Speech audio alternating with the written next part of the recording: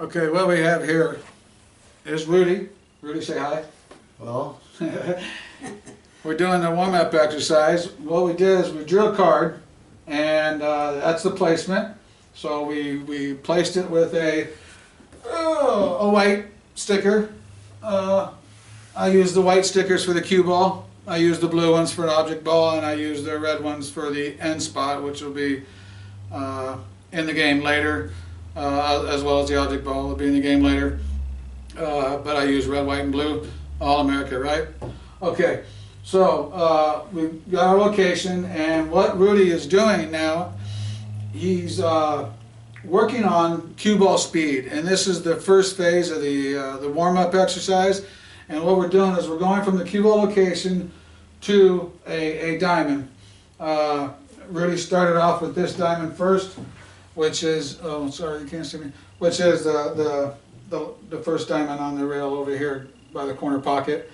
The object is to aim directly at the diamond. You're not thinking of a rail location except for speed, distance. The only thing you're working on as far as aim is the line to the diamond. The speed is going to be focused on more of the rail. So you're going to have, there's two little things to be thinking about. Where it does contact the rail, but not aiming at the rail. I don't know if that makes sense, but that's what it is. You have to find that stroke. So from that location where the cue ball is to this diamond, we're going to find the stroke. And what we're going to do is make it a legal shot by hitting the rail. And then we don't want it to contact away from the rail more than a ball. So we want to keep the cue ball, we want it to come to rest within a ball. And if you can do that, that's good. That's really good. That means your speed is. Once we achieve that, we're going to go to the next diamond over. You can go clockwise, counterclockwise, it doesn't matter, because you're going to do the same thing on the next diamond, the next diamond, the next diamond around the table until you get back to this one. So on this one here, you're looking at almost the same distance. So you're looking at almost the same type of stroke. This one actually changes a little bit because it's a little closer. This one's a little closer. This one is a sharp angle. So your speed is going to have to be precise to keep from contacting the rail and coming out more than a ball. So you have to worry. Plus, there's going to be a little bit of reach to it. So stroke is really going to be necessary here. And if you have your stroke, this isn't that difficult even on a reaching shot. It can be difficult, don't get me wrong. I'm not perfect. I miss them just like anybody else. But this is the drill. So this will do, will get you in the rhythm of stroking the cue ball, anticipating a particular speed and distance. And that's what it's going to help you do. Close your eyes. With this stroke, this particular stroke is going to get me to here on this line. And this is the first warm-up exercise, so I'm going to let Rudy go ahead and do the exercise. I'm going to just help him when he achieves the rail or the shot. We're going to go to the next one and go around the table, and then we'll be back.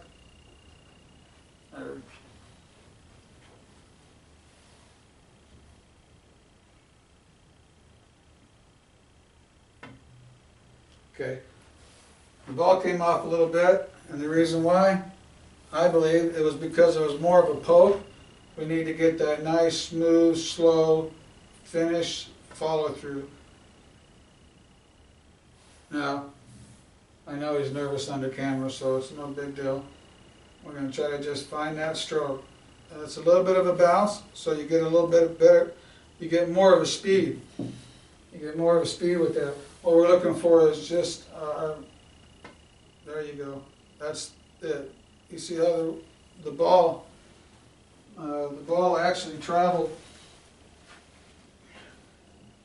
travel to the location by weight more than spin. A lot of people, they hit at the top of their cue ball when they're slow rolling it.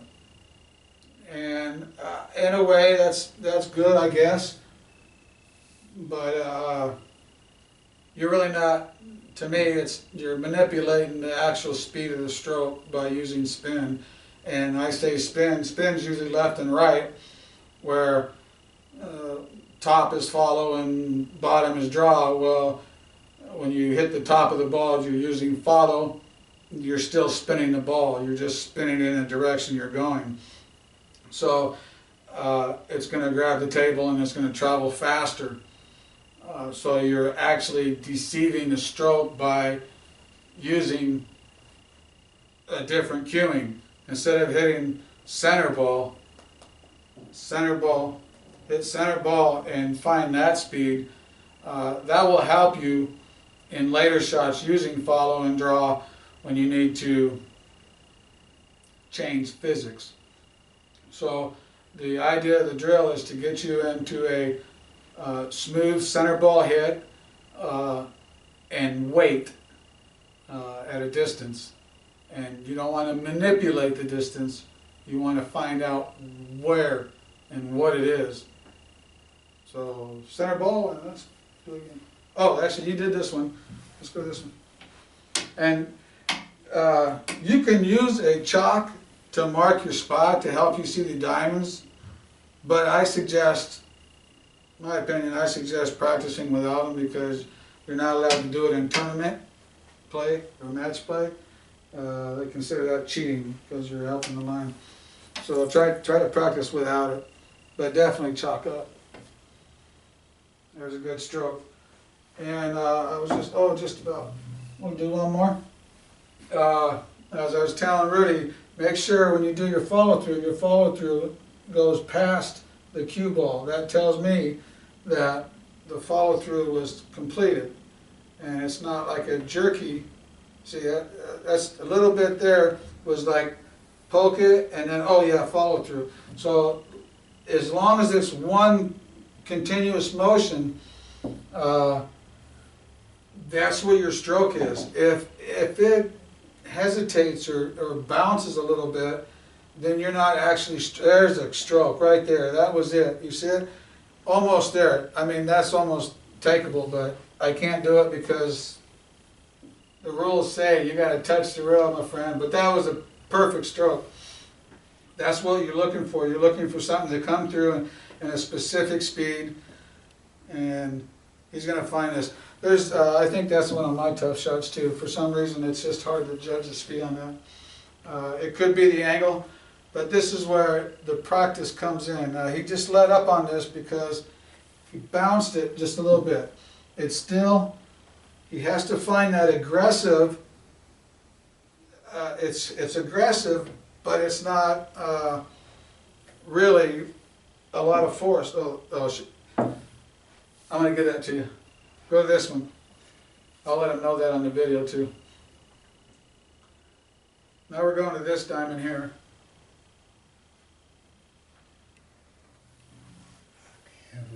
Okay, stand up, stretch your back a little bit. Okay, now what you should always do is try to stand up every once in a while. Now, if you're by yourself, of course you're going to be retrieving the cue ball, or at least standing up to move it with your cue stick. I suggest standing up, walking over, grabbing the cue ball and walking back. Not only is it a good exercise, but you get to relax your back at the same time. When you're playing in a match, you're not going to be going like this around the table. So, get in a habit after you make a shot. You go around, you stand up, pick up the ball, come back, and set it down.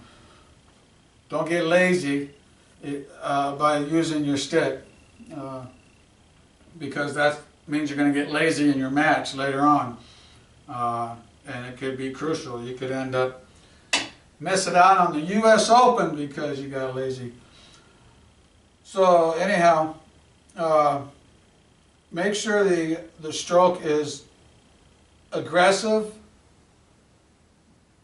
but if you use a short distance, and it's like I don't know how else to explain it other than a golf swing. Golf is similar to pull in a certain way because the stroke is almost the same. When you take a golf stroke, you move the pendulum, you move it back, and then when you come down, you snap the wrist through it. And that snap, or that continuous little whip at the end, that's what gives you your follow through and your drive and your actual swing for your momentum. And then of course the follow through coming through on your golf swing. That was a very basic example, but that's exactly kind of what you do in the pull stroke.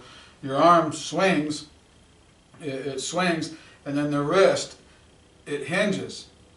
And then when you come through, you let it hinge, and then you whip it through at the distance you need. In golf, your clubs are angled to give you different height, which gives you different distance. In pool, you don't have that. You have angle. You have angle of stroke, which puts spin, reverse, top, whatever. Your spin and everything that's your loft and go. Okay, I lost you. All right, but what I'm saying is that you learn the stroke and you let this come through at a awareness of that aggressive. I'm attacking here. You're attacking the ball coming through nice and smooth. Pool, you're attacking the stroke, and I don't mean like super aggressive where you got to slam everything. I'm just saying that you must have the follow through come through with purpose. It can't just float through with weight. And I had a person, I think it was on Facebook, told me that was total BS. But that's the way I see it. Your stroke has to have purpose. If it's just a momentum coming through, and in my eyes, you don't have control over your cue. You're just trying to use a weight, and it's more of a guess. But when you come through with purpose, you are definitely putting a particular speed on stroke, which is going to put a speed on cue ball, which when it hits a rail, it'll slow down or speed up depending on spin. So let's not go there yet. Let's just go to weight, distance, stroke. That's all we're looking at. That's all we're trying to achieve here. But the stroke must have purpose. It must have a desired effect.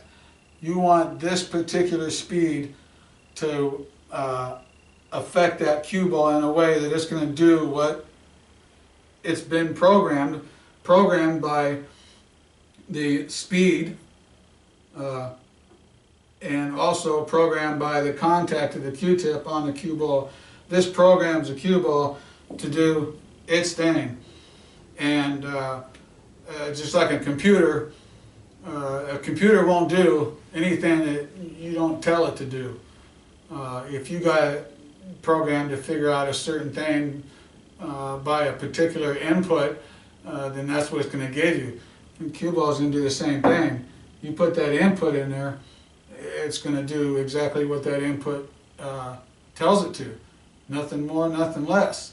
So you never control the cue ball. You just input it to do the right thing. Just hope you don't have a virus, which could be your stroke. Your virus could be your stroke. So once you find your stroke, you can figure out everything else, hopefully. But you need to figure out the stroke first. Stroke goes past the cue ball. It doesn't stop in the middle of it. It goes past it. And I don't care how far, even if it's going this far, it's still going to go past it a very bit. It'll go past it a little bit. Maybe I'll show, maybe that's a little too aggressive. But anyways, for this distance here, the cue will go past it some. And you want to find that speed to where it goes past it with intent, with purpose, and finding those distances. So I'll let Rudy continue. I know I'm a windbag.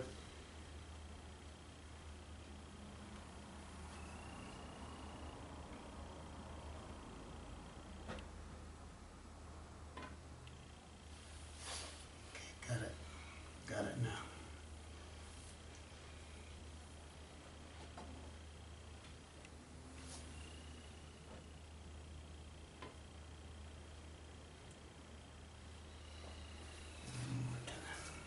It's okay. Just try to find that speed. Don't think, close that eyes, remember that? No, let's try. I interrupted in the middle of the stroke. Okay. We're going to try something here. We're going to go ahead and, let me, always make sure you're on the sticker because you want to make sure you have the same.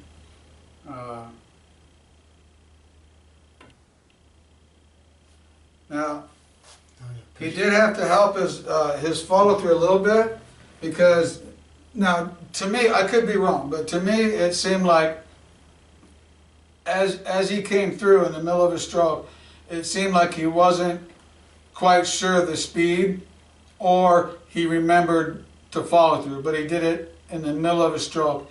Instead of thinking of all that stuff up here and then coming down and then finding the feel, the weight, finding what he needed, imagination gets you there. The dedication and perseverance gets you to your end result, and the imagination helps tremendously. So use that imagination, imagine in your mind, imagine picturing yourself doing something that you love doing and getting that good feel, vibe, and then just let it happen. While you do that, I'm going to get my cue ready. Whoa! That's a good one. But where's your Q-tip? Although you weren't going that far through.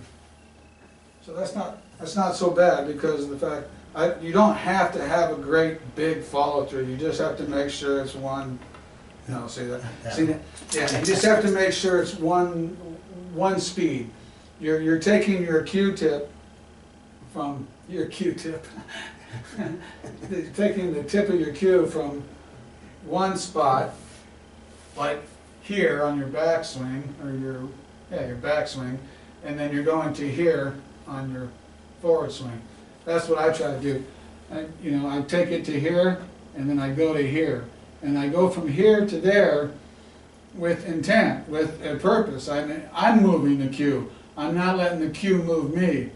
So I'm taking from here and giving it an aggressive or an assertive movement to move that ball.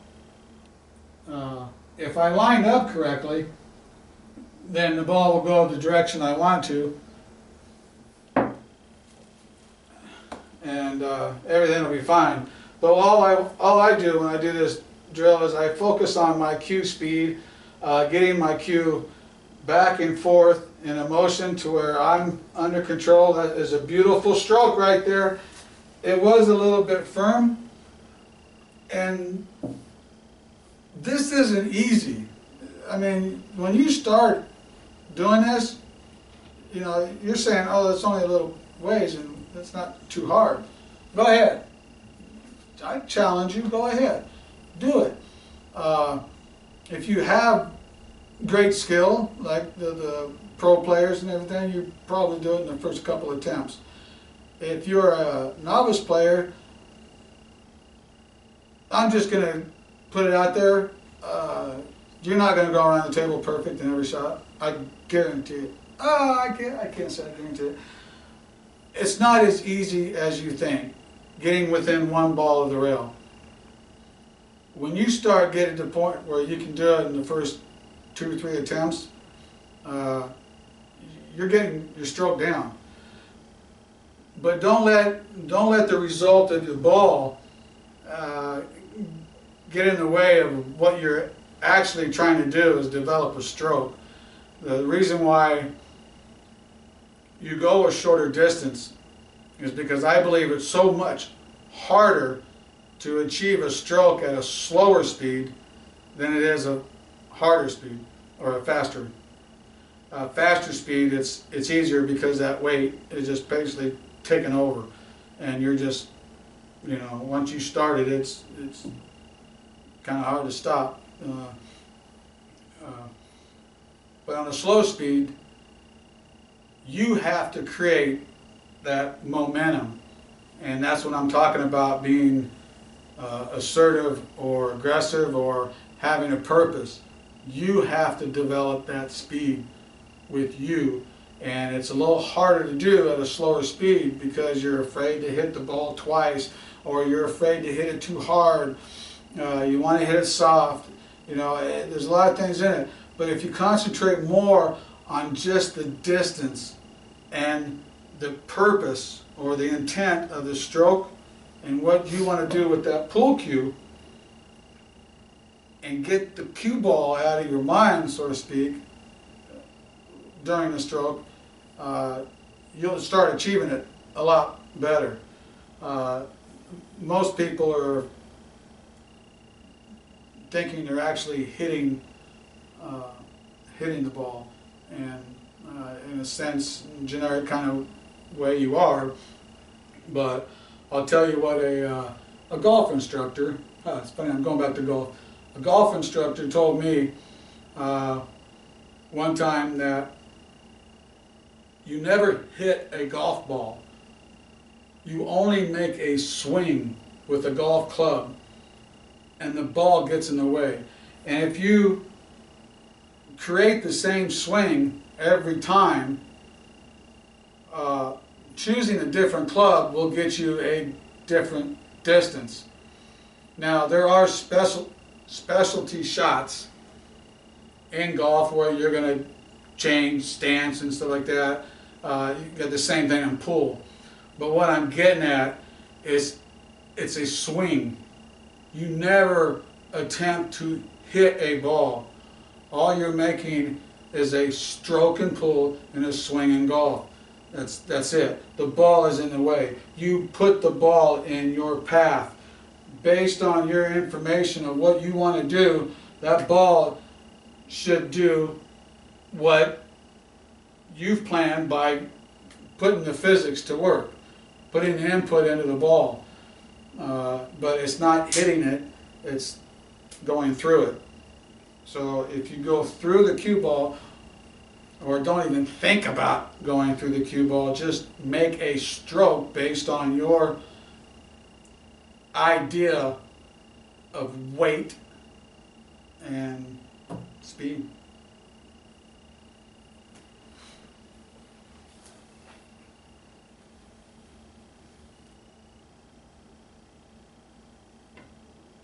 Bounced.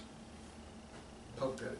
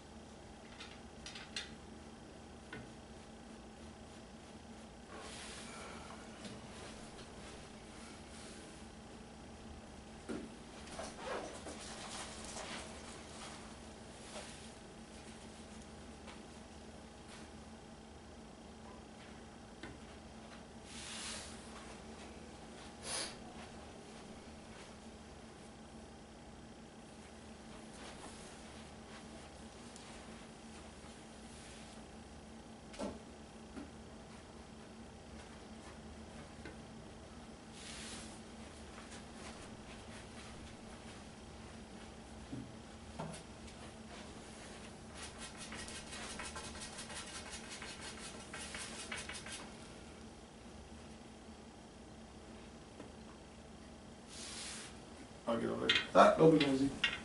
There we go, Mr. There.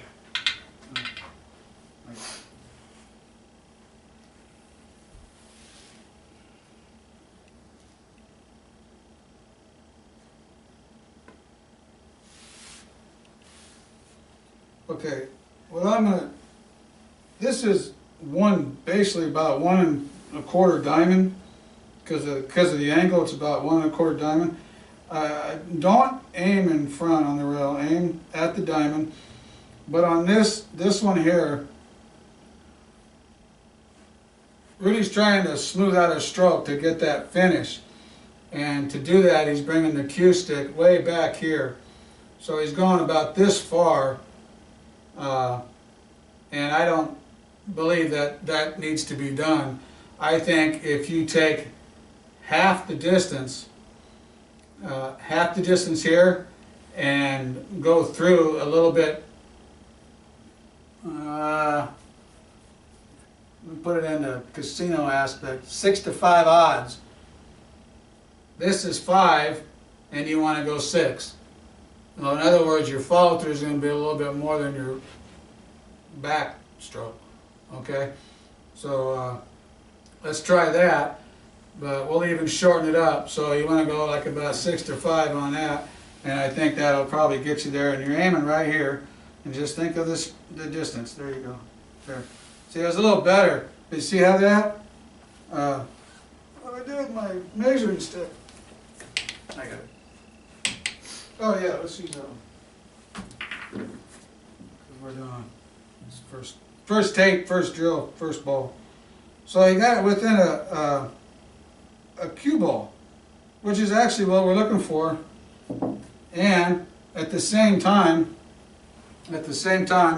I'm sure Rudy picked up the idea that the backstroke doesn't need to be some big, horrendous thing and to slow down.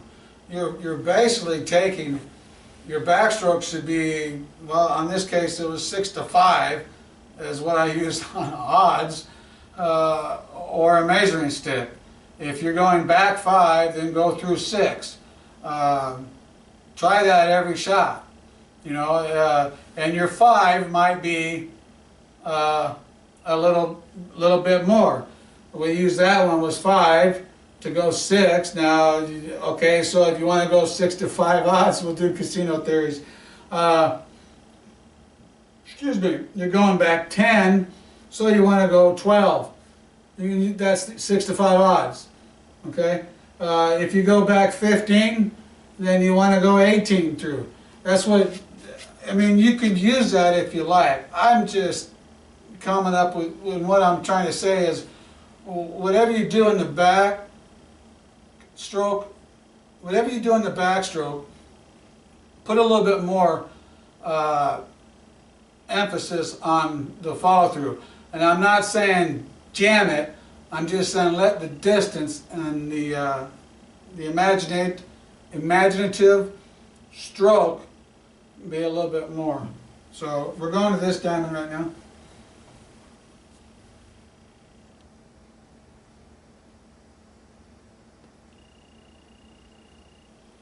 That's a perfect shot.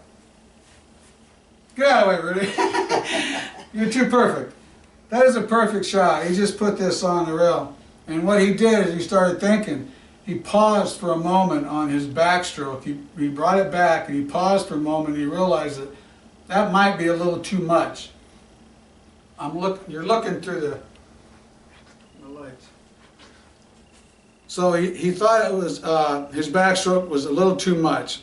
So he adjusted his backstroke to a level to where he believed it should be, and then he went ahead and made his forward stroke.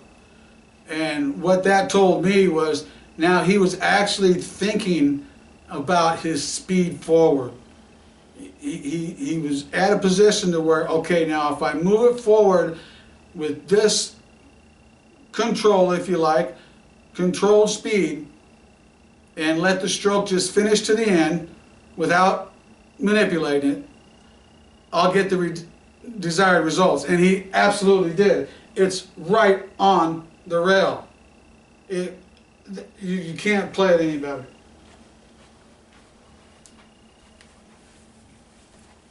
So now what we're going to do is we're going to go over here to the next diamond, and as you can see, we're playing with the point right here. Okay, I don't care, and neither should you.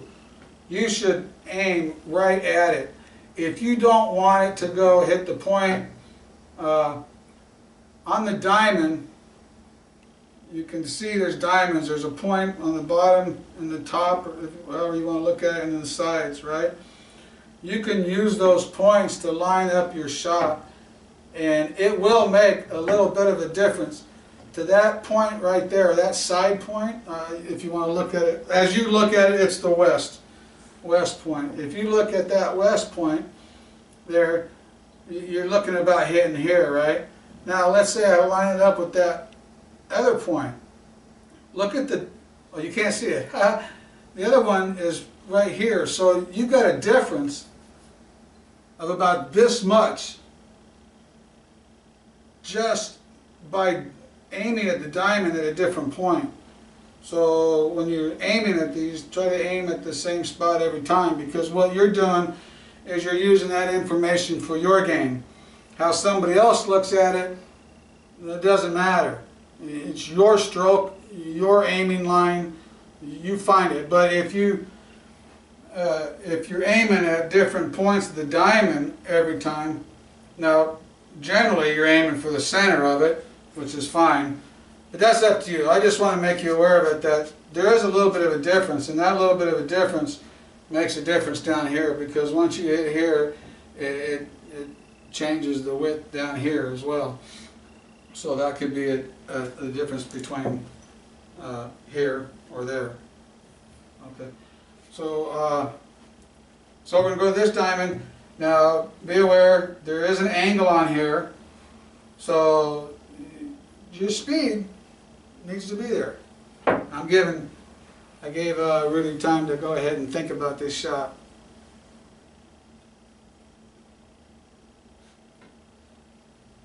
And that is absolutely perfect, right on line.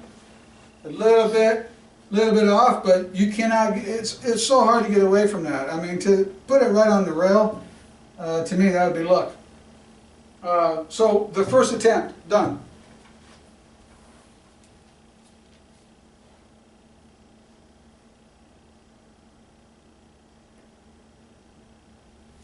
Okay, now you see how the stroke, we did like four real close shots, right? And so now we're stretching out again. So now we're letting our stroke a little bit more. So if we were looking at 6 to 5, then we want to do like what, 7 to 9, something like that. You know, just get an idea of, okay, the backstroke needs to be just a touch more, and the follow through needs to be just a touch more. And you have to find that level. It's so hard to see where it's at when you're looking from behind, but you'll get it. And that's the idea. That's why it's an exercise warm-up. And if you do this every day that you practice, you will have no problem figuring it out. There you go. Now on when you go to different tables, it's going to be different speed, different cloth. If you're going to play on a table, my opinion is you get on there and start doing this right away. Find out where the table plays. So this is perfect. He hit up here. Now everybody's going to say, well, he didn't even come close to this. Yes, he did, because he was right on line with this. Where he was right on line with this. So he hit right here and it bounced out to here. So basically, he did exactly. And look at that information. Look at that information you get. So when somebody says aim for that diamond, you know, you're thinking, oh, I'm going to aim out here. No. Aim for the diamond and let it come out. And then the math and the geometry of the table will take care of the connection with the other ones, which we'll show you in a later one. For right now, we're just doing the phase 1 exercise warm-up. So we're only going to go to the first, well, one rail. It's a one rail. So we don't go to the pockets. We could if we want to. See, a little bit more of a stroke. See, and this is good because what this does is it creates more distance or less distance every time. And so it changes it up. You're not just hitting the same shot over and over and over and over and over again, which is good. Hitting the same shot over and over and over again is good. But I don't want boredom or aggravation to set in either. So reward yourself. Go to the next shot once you achieve it. Because if you do this, a little bit closer. If you do this every day, or every day you practice, just before you practice your right on the button system, I hope, you're going to get better and better and more knowledgeable, and then you're going to gain a confidence level. This is a very nice shot there. Okay, so we're on to the next diamond. Creating a muscle memory is very good. Putting that muscle memory together with the mind is what you're trying to achieve. You're trying to put that imagination, that vision of distance, the vision of you looking outside yourself, watching yourself play. Always good to videotape yourself. It'll help you a lot. It was a nice finish. I saw that and I heard it. Almost. I'll make them do it one more time, because it's only going to be one more time. Now focus on the backstroke. Think about what your other shots were. Stand up. Think about where your other shots were. How much did you feel that backstroke as you're standing up? Where it was, like 1 diamond, 2 diamonds. Okay, where was I? Picture that. Okay, now I'm going 1 diamond further, so I need to go a smidge more backstroke, smidge more follow stroke. I should come up with a result. I'm not looking at anything more than the vision in my mind and the movement of the stroke once I line up.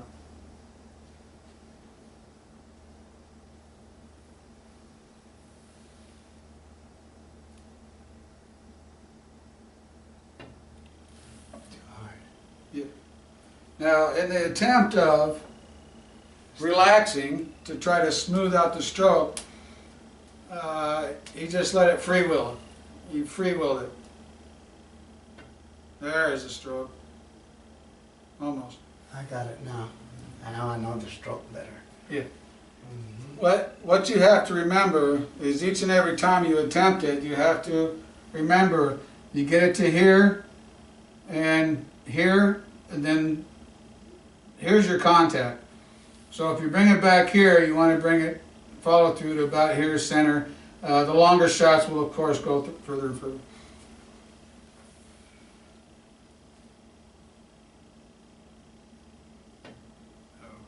Way too far on the backstroke.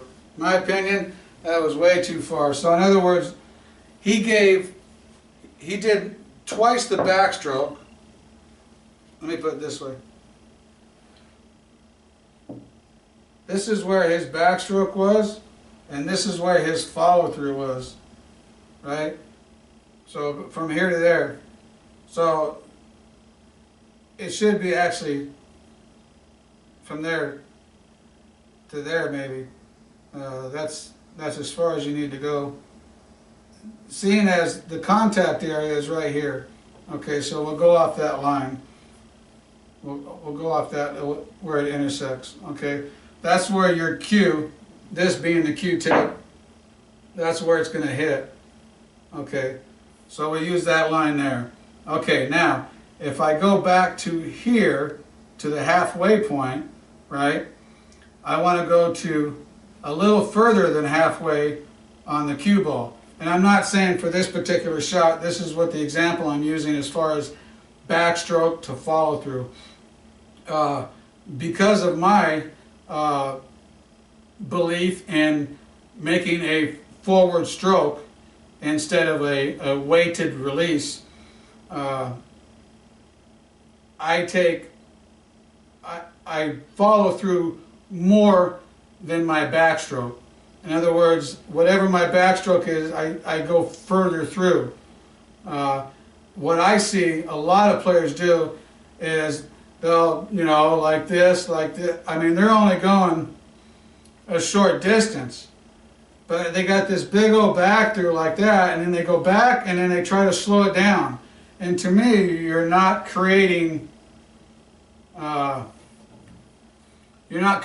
shot. You're trying to prevent all the weight and momentum you build up.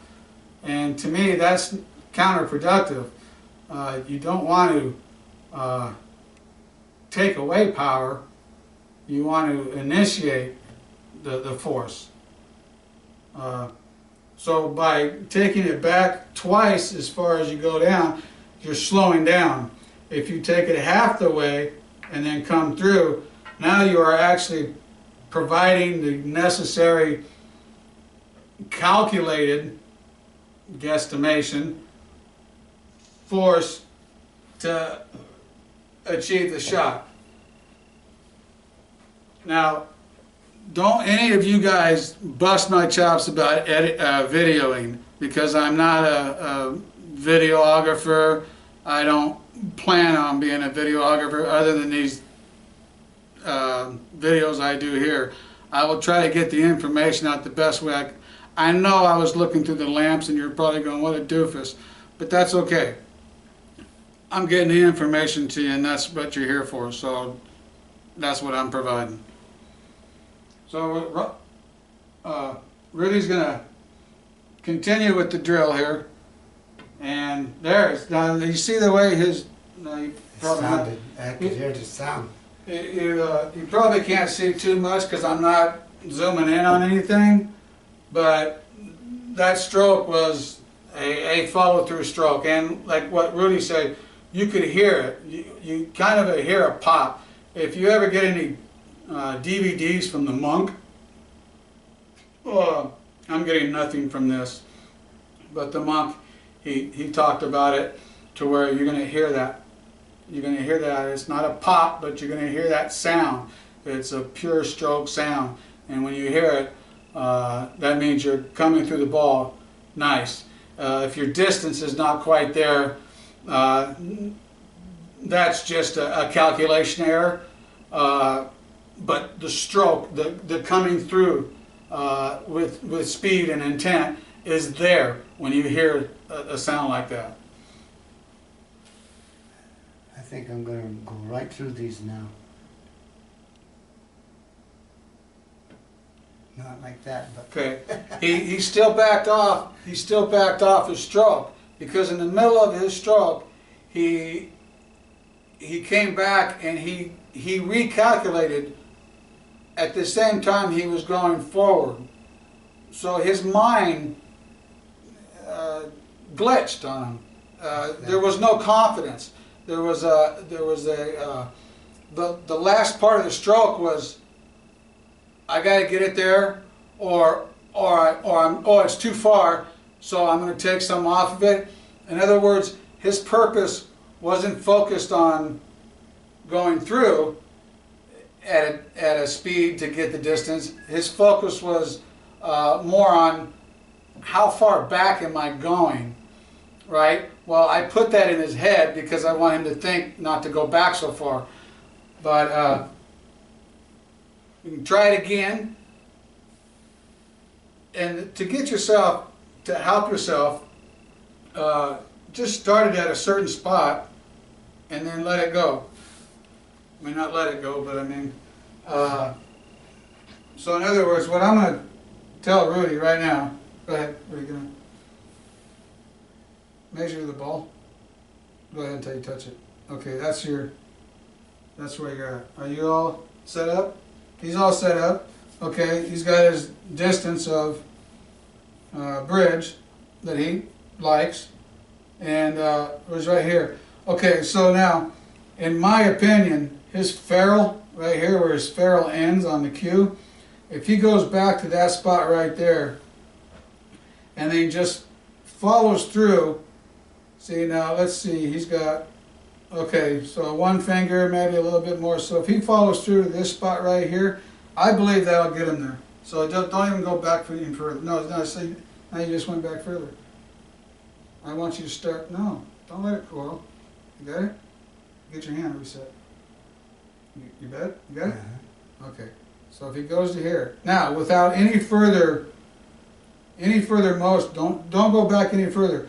With a forward motion and an intent on an imagination in your mind of how this ball is going to look down there, you're going to give it the appropriate motivation to get there.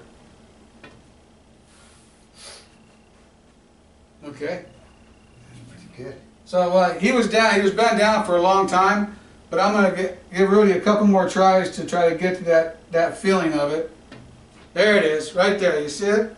That's more it than anything. Now it was a little off, but it's hard to judge speed for one rail. To get it within a ball, go ahead. Like I said, try it. It's not as easy as you think. Rudy's doing an excellent job here. He's getting that follow through. It's just the matter of learning.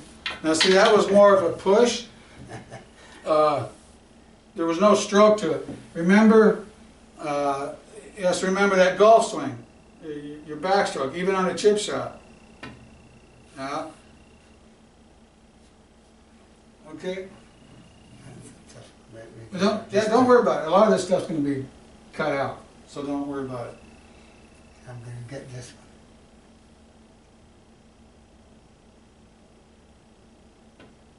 There's a good stroke right there. I'm learning Now- the stroke though. Now we're getting about a diamond away. So what Rudy has to put in his mind is just a little bit more assertiveness. Maybe the same backstroke. But just there we go. Now see that? You can't hear it. Maybe you can hear it. But that was good. The table's rolling off a little bit. We're upstairs, so it probably settle in just a little bit. I'm hearing the stroke though. Yeah, he's getting the stroke. What he needs to do is he needs to get that and the distance together.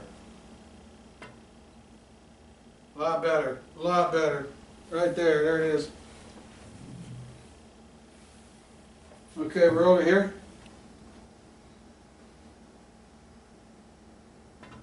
Nope. Yep, double hit. Yeah, you heard that one.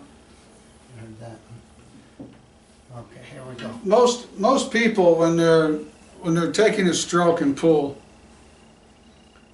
what I have come to find out, very good shot right there. What I've come to find out, most people in pool have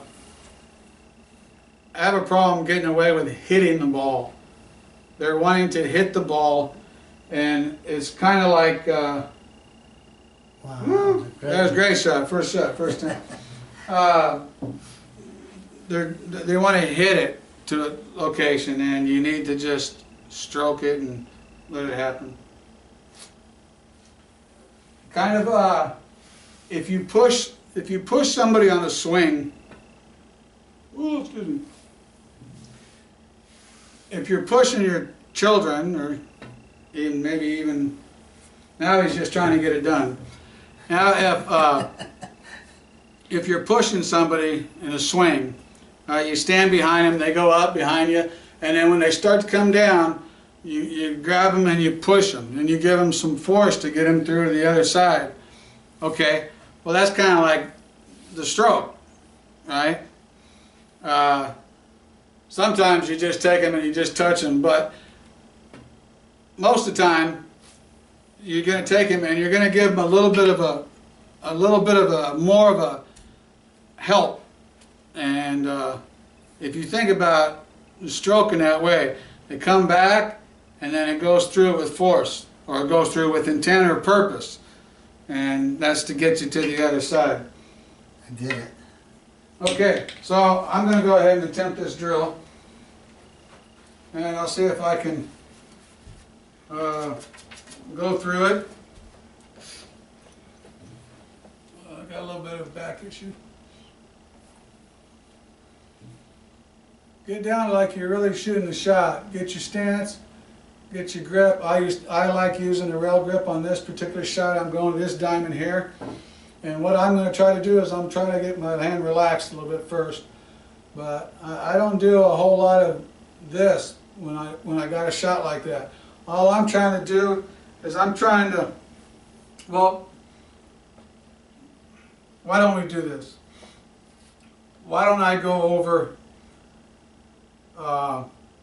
my explanation of bridge, stance, and grip and stroke, if you want. I think I've already explained the stroke, so I'll go over the.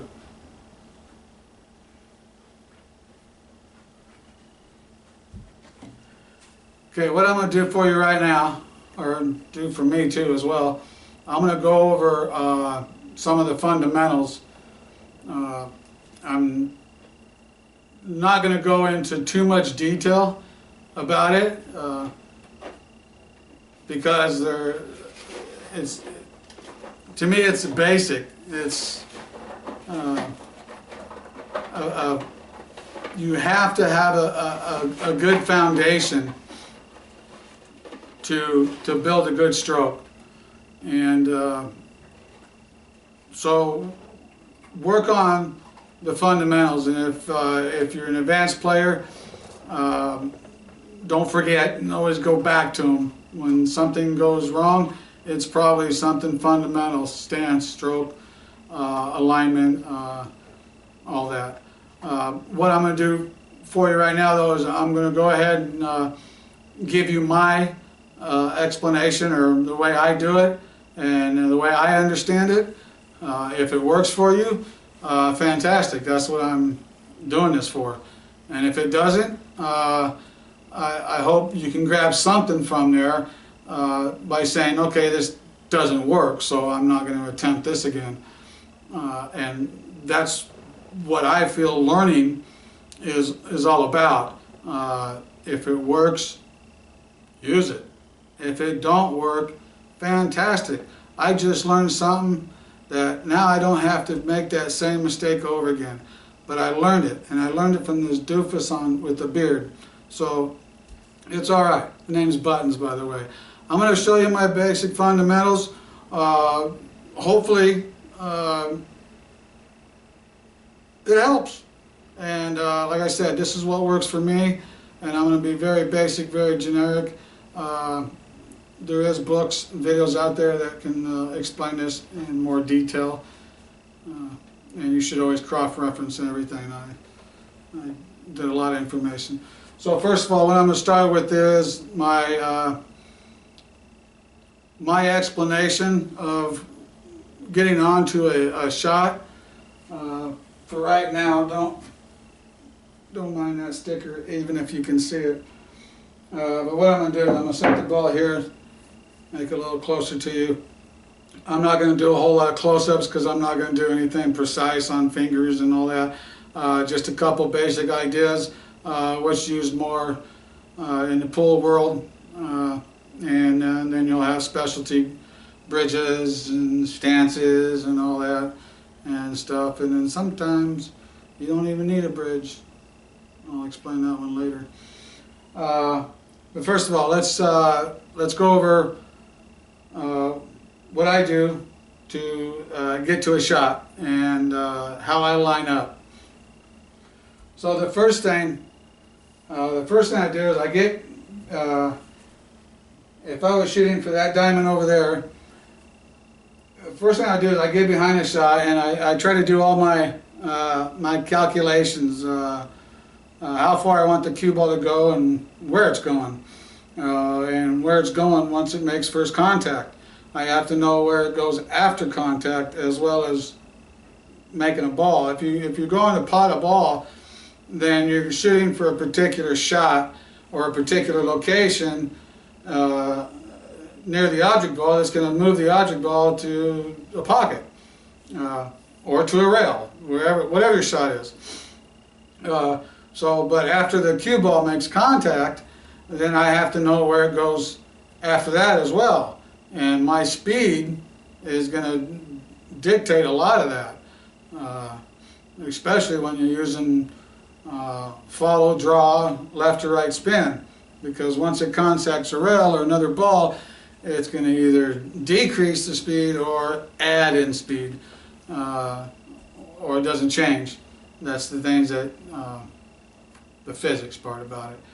But what I do is I stand up behind it and I determine what I want to do. In this particular case, I want to go and I want to touch the rail over there and not get further than a ball out.